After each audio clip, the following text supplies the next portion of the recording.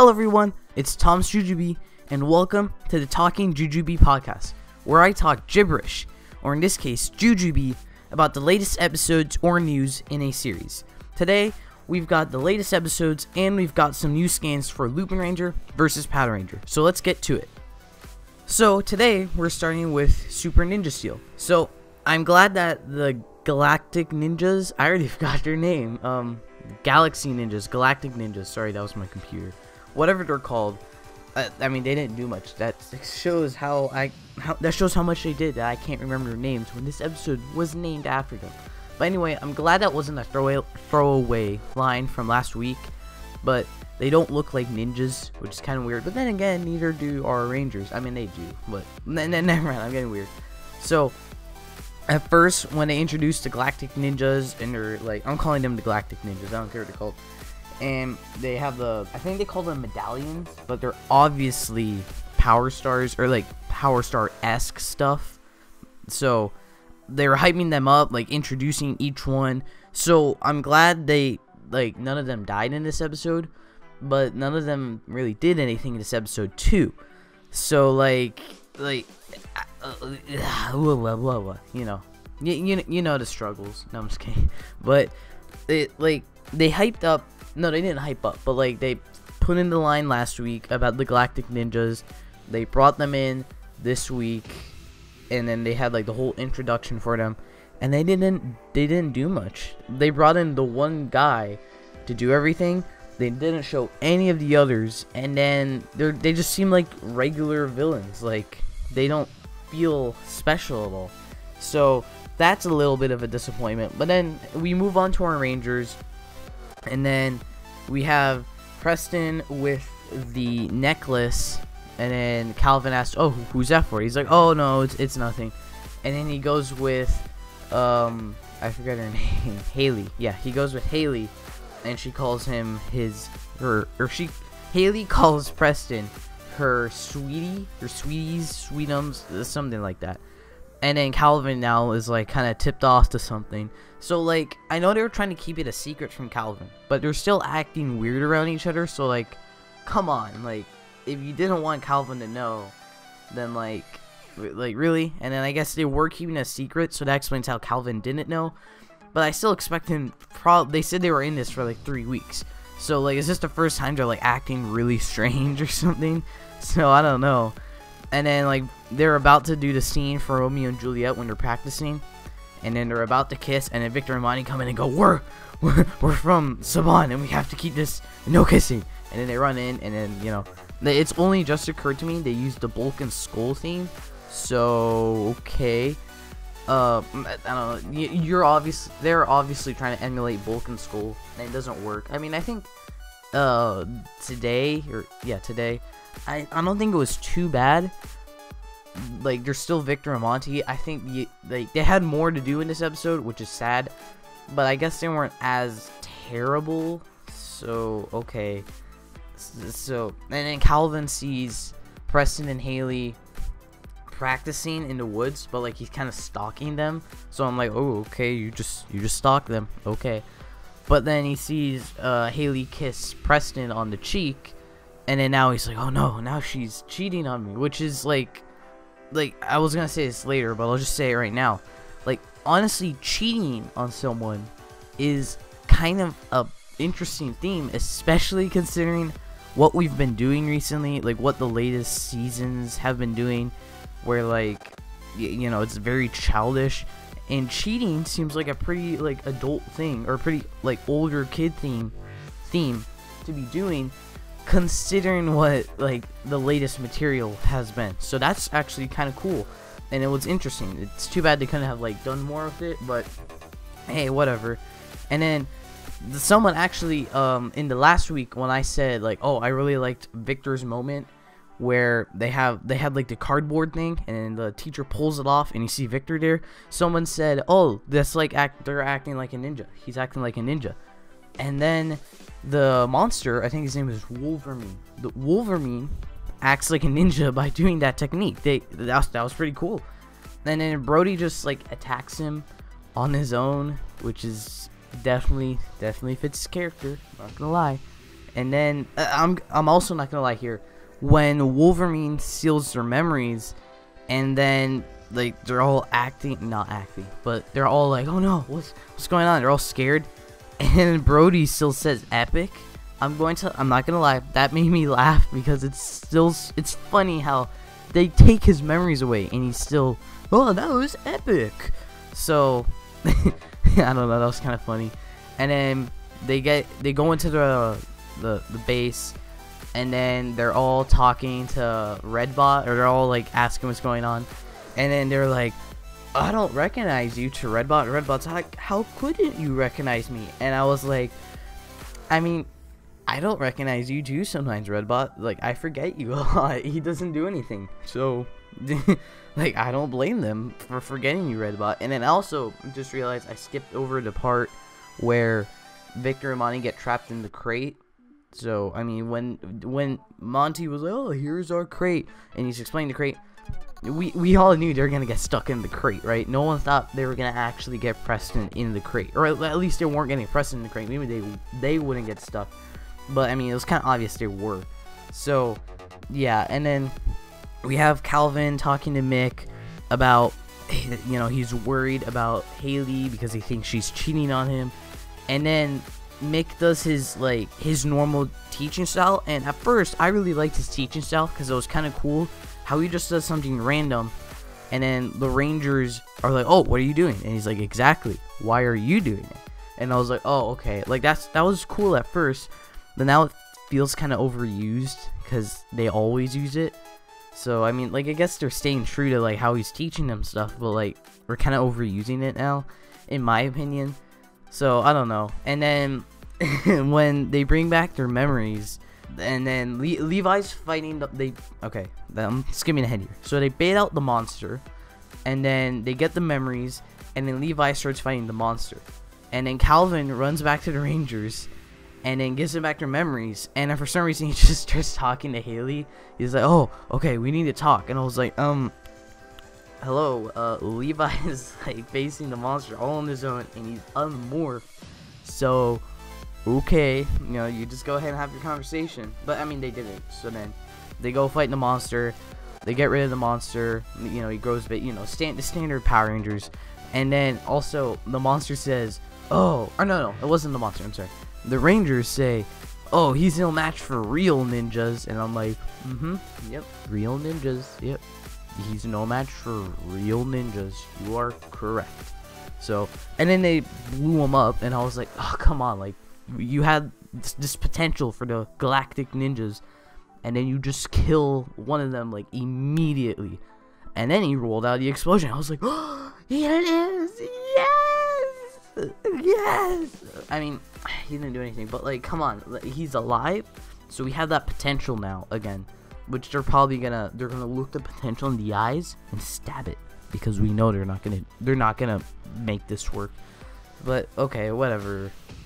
And then they have the play, and Calvin says, oh, I shouldn't have jumped to conclusions, you know, all that, the lesson of the day. But when they're doing the play and then everyone's clapping, if you look in the back, you can see Mick like dabbing his eyes, and that was funny. Like, just little details like that. And then at the end, we wrap up the Victor and Monty story where they're in Africa, and let's just all hope that they stay in Africa, right? Like, let's just hope they stay in Africa. So overall, this Ninja Steel episode was just Ninja Steel. They had that potential. They had that huge potential for the Galactic Ninjas to really do something cool, have some like big overarching plot. They could still do that, but honestly, this first episode with the ninjas, they didn't really do anything. They just feel like normal monsters with different powers. So overall, just no, this kind of a letdown of an episode. Moving on from letdowns of an episode, let's move on to something that wasn't a letdown, which was build. So last week we left off with Misora's powers, and everyone's wondering, oh, what's going on? And then, like, she tears open the okay, like, there's a helicopter outside, which has to do with the Lupinranger stuff, but it's not Lupinranger. We're not talking about helicopters. Okay, so anyway, I'm being weird again. So Misora like literally tears open, or she does. In the episode they refer to her tearing open the skywall, but it more looked like she like dissolved part of it, and then she throws the Sato army, the Sato Rider characters. She throws them through the skywall hole and just closes it up in like this awesome scene. That was so cool. What a great opening to the episode. And then she says Evolt, whatever you want to call it, Evolt. And I'm not going to say anything now. I'm going to talk more about this later. But for those of you who've been looking at stuff, yeah, I think you know something. So anyway, they originally in Sato they say, oh, we still have our Toto spy. And I was thinking, oh, this won't be a big deal because they like haphazardly just mentioned it last week, and I didn't think it would be a big deal. And it actually did become a big deal, but we're getting to that later. And then they bring stock, and then Sento starts looking at stock Soichi, because he asks him like, oh, what was that about Misora? And he says, oh, that is a little souvenir from Mars that I don't think he mentions like if you put it on Misora. So I don't know how like she got the bangle. They call it a bangle. It's like a bracelet. And then Sento asks Soichi if he knows about Evolt. And Soichi goes, nope, I don't know who that is. And I think I was like, yeah, I think you know a little more than you're letting on, stock. Because come on, like it's like when they said, oh, are you Bloodstock? And he pulled down his glasses and it went, what kind of villain could be as fabulous as me?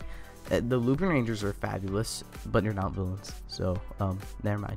So I mean, he's done this before where he says he doesn't know about something, but he does. So he probably knows a little more about Evolt than he's letting on.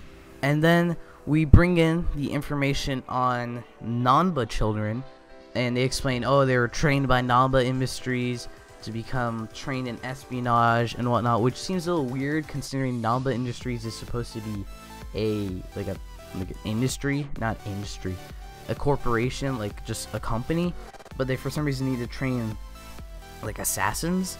So I don't know, but that actually kind of seemed like a reference to Red Sparrow, which I think is coming out soon or is already out. I'm not really interested in that, so I don't know. But I mean, that seemed a little topical considering Red Sparrow's coming out soon, so that was kind of interesting. And then Misora asks Sento if he can figure out what's going on with her, and he does sciencey stuff. Who knows what he does? And then he pulls out an image of a civilization like being destroyed, and I was like, yay, because I was hoping they'd like do more Martian stuff, because it's like it's time to discuss the Martian in the room. Like they have this opportunity to do Martian stuff, and there's a helicopter outside. It's not Lupin Ranger time, I'm sorry. Like, so like I'm glad we're doing Martian stuff. And then they discuss like, oh, if the bangle, the bracelet, is meant to stop the Pandora's box from being opened, because maybe when it was opened it destroyed the Martian civilization. So that's kind of interesting, and I'm interested to see where they go with this. So that's pretty cool. And then they do I think they did this before, where Bloodstock or Gentoku, when he still worked for Toto, where he told Sento and Ryuga, oh, we're keeping the Pandora's box here, and then the Hokuto trio attacked that area. And then they did the same thing again here. They told different people they were keeping the Pandora's box in different locations. Or was it Pandora's box? Yeah, it was Pandora's box. They told them they were keeping it in different locations. And then when the Gear Brothers, the Kaiser Brothers, sorry, I need to keep my naming scheme here. The Kaiser Brothers appear, and then they're like, oh, well, I guess our trick work. So I just a weird nitpick here. Like, they said 3 different locations. So like, were they in the right spot, or when they saw the Kaiser Brothers or Rogue in one of those locations, they just ran there and they're like, oh, okay, you thought the Pandora box was here. Like, I don't know, that's just weird. Maybe they saw cameras, they had cameras, and then it was not a normal Toei warehouse, it was a different warehouse, which is cool. And then we get a cool fight scene, so that's really cool. We got Rose Shobosha, which is all red. So, all red forms, yes. And we got Whale Shobosha too, which is cool. And we haven't Whale is on the Wikipedia page with Whale Shobosha, but it's not with Whale Jet, which is its best match. But I'm being weird again. So that the fight scene was cool, and it made me realize we kind of forgot about Grease's fighting desire. Like earlier, he'd be fighting, he's like, yes, this is the perfect fight, or something. Like he wants more fighting, but now we just kind of forgot about that. So okay, it's kind of like Dragon Knight Hunter. Oh no, you can't use Dragon Knight Hunter without making a co-op game, and then we forgot about the co-op game. So we're forgetting about things, but I mean, I don't think they would have done much with it, so it's all right. And then we get Rogue show up at where the actually, hold on. I forgot to mention we got rid of the spy. That's about it. the spy, we just got rid of the spy, and I think he kills himself again with the bottle. So we're getting dark again. So they got rid of the spy, but it wasn't anyone we knew. So okay, cool. You got rid of the spy, and then Rogue shows up at where the Pandora box really is. And the only person we have left to defend it is Akaba, the last Hokuto smash. And obviously, you've seen the episode, Rogue kills Akaba. So, at that, the last of the Hokuto trio dies. Which is, I mean, it was sad. They all had memorable deaths. They all kind of had a nice moment. So, at that, they're all dead.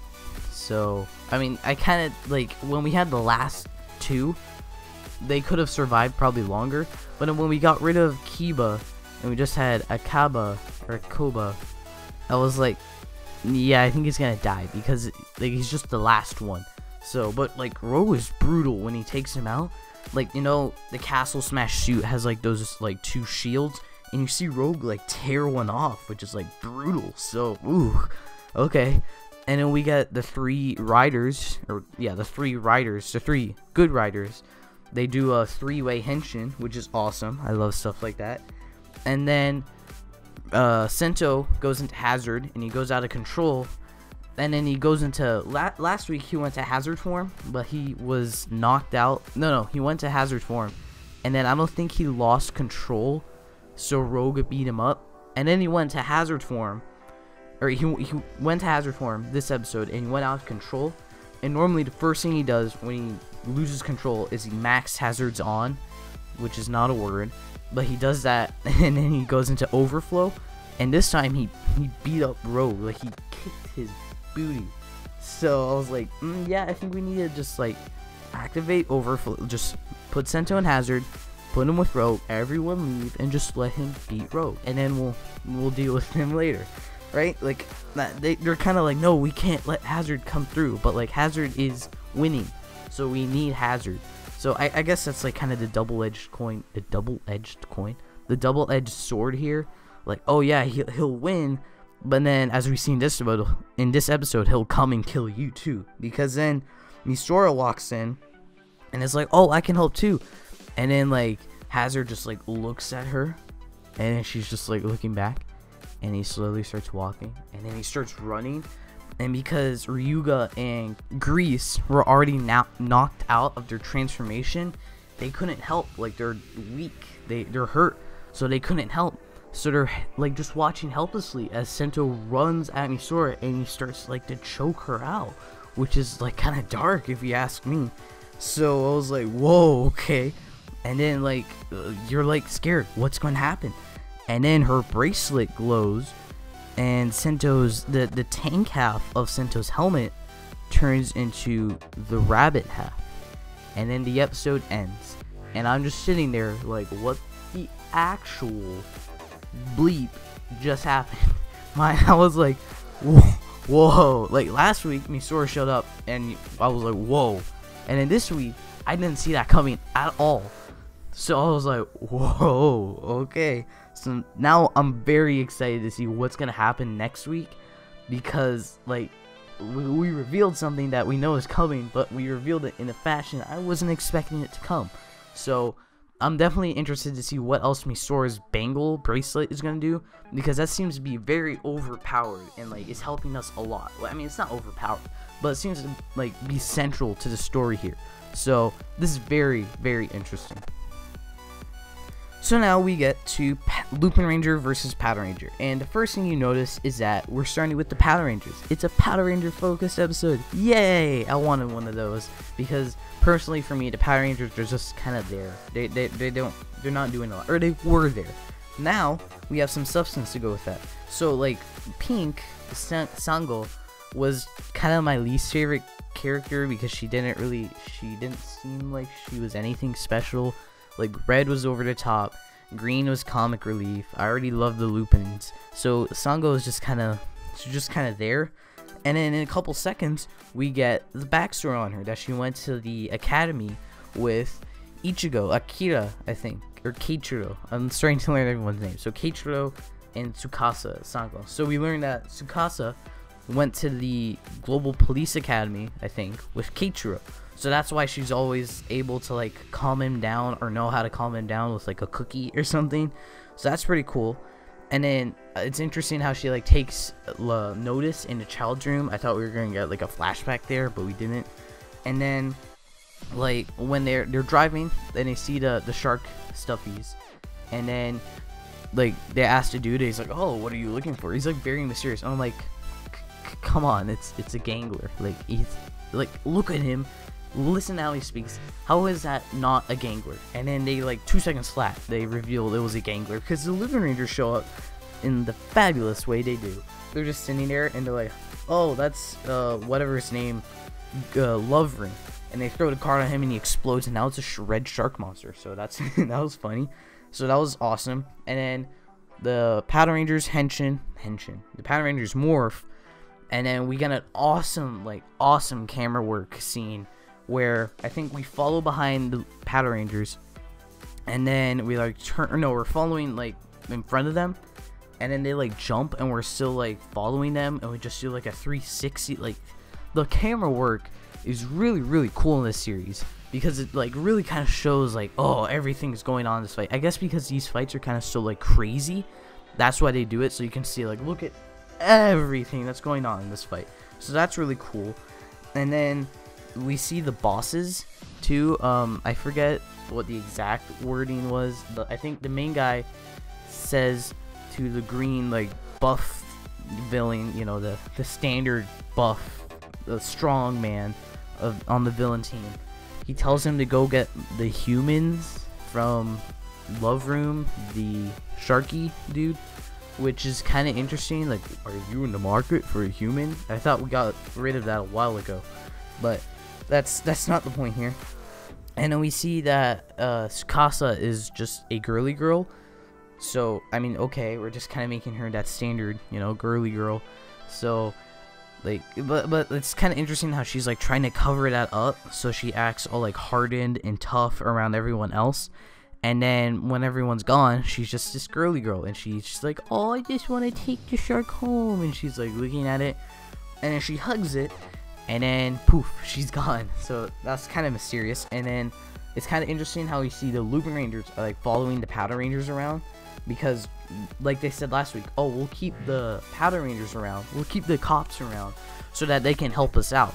So then they kept the cops around in this episode so that they could follow them around and figure out where the monster is and steal the collection and whatnot. So that was pretty cool. And then Pink, or Tsukasa, ends up in the monster's base, and then she's like looking around, she's like, what's going on? And obviously she just puts 2 and 2 together really fast, like, oh, these are missing people. Oh, it must happen when you hug the shark and then its face touches your face, or its mouth touches your face. So that's cool. And then like 2 seconds flat, she breaks open the door and everyone escapes. So that was pretty cool. We didn't stretch it out, we just have everyone get out, and then the monster takes her and they start fighting. Also, one thing that was funny I noticed is that his base is in Helheim. So Gaim and Lupinranger vs Patoranger are confirmed in the same universe, ladies and gentlemen. No, I'm just kidding. But like, it was that cave from Gaim and Xaid. So, you know, more Toei reusing sets. So I mean, what were you expecting? Were you expecting a brand new set? Wait, they did that in Build. No. So then they start fighting, and then Umika, the Yellow Ranger, she hears like, oh, the global police have rescued the escaped, or the missing people, and she's like, guys, and then they start running there, and then we get the awesome fights like normal. And then what's cool is that I forgot to mention earlier that Umika tells the cops about what the dude, what the love room is doing, how he's taking people and whatnot. And then later, so basically Umika gave them the tip, and then Tsukasa repays that by blowing up, by like handing the monster quite literally to her. And then she pulls out her Dowel Fighter and takes the Lupin collection, and then she's like, oh, thanks, and she leaves. And then Kiichiro says to Tsukasa, like, why'd you do that? And she said, my hand slipped. Actually, it was my foot, which was a funny line. So that was cool. And then Good Striker just shows up, and then literally he's like the most self-aware character in the series, because he says, Good Striker, coming out of nowhere. And then, like how normally they'll pull out like the final attack weapon or the final weapon, they'll pull out gimmicks out of nowhere. And Good Striker pops up and is like, Good Striker coming out of nowhere. So I was like, yes, very self-aware. Then he goes with the Pato Rangers. They go into Yugo form, which I still like, and they blow away the monster because they brought Michael Bay on the set, and because that was a big explosion. And then they form Pato Kaiser, and then they were fighting over a river too, which was kind of cool. I don't think we've had river fights before, so it makes this kind of feel like it makes us feel more real, if you know what I mean. So that was pretty cool. They're fighting over the river, and then Good Striker's like, oh, you guys have no style. And he switches to the Lupin Rangers, because the Lupin Rangers have all the style. And then they get rid of the monster. They also have the funny scene where the monster creates a mouse, then he starts teleporting, and they're like, oh, this piece of the Lupin collection must have turned the sharks, or must have turned his creepy mouse into cute little sharks. And Tsukasa's like, what? And then she imagines her like hugging like just the creepy shark mouth.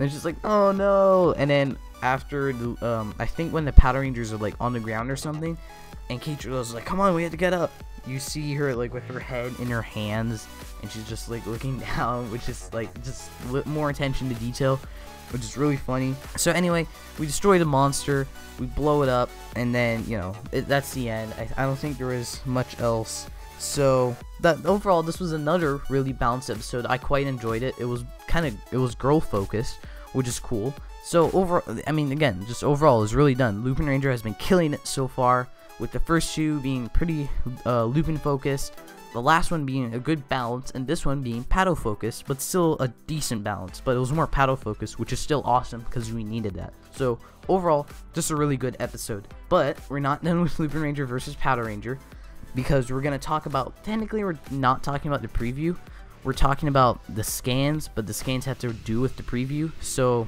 let's get to the scans. There's going to be spoilers if you don't watch the preview or you don't want scans, so get out of here before I spoil everything for you. So we see the new Zords that they'll be receiving in, I think, next episode and the coming weeks, or they'll be using in the coming weeks. So the Cyclone Dowel Fighter looks pretty cool on its own as like the little green helicopter thing. We saw this before.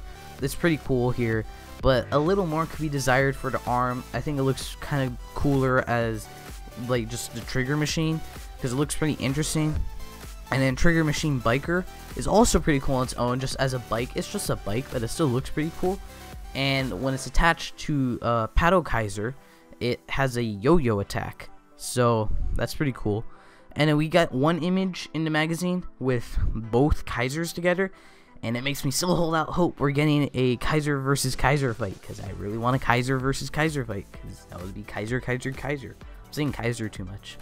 And then we see, I think his name is Zamingo, which is the name of the gangler who killed the Lupin Rangers' loved ones. So, which we see in the intro and episode 2. So that's pretty cool that we're getting him soon. So he's appearing this month, which means, one, we're moving along pretty fast in the story to be already like encountering the like mysterious person who's like kind of the reason for this all happening. And two, we're also revealing more of the mystery, like who he is and whatnot. And then I think he has like golden safes on him. And I was paying a little extra attention in this episode to the villains. and our villains have gold safes, while the normal monsters have silver safes. So if Zamingo has golden safes on him, that must mean he's like a boss of some sort, because again, all our bosses have golden safes. The main boss has a golden safe in his chest, the girl has a golden safe in her back, and our brute has two golden safes, one in each shoulder. So for this guy to have golden safes when he seems kind of like a rogue gangler, he's probably like an ex-boss or something. So anyway, I'm interested to see what's gonna happen, and I'm very excited for what's coming in Lupinranger VS Patoranger. So that's it for this week's episode of Talking Jujube. I hope you enjoyed my thoughts on all of these episodes, and please let me know down in the comment section what you thought of each of these episodes, or just one. And also, on a quick note, we reached 400 subscribers. So thank you guys once again so much for all the support, and tomorrow I'm releasing a video talking about what I'm going to be doing for this 400 subscribers special. So anyway, thank you for watching, and I'll see you all next time.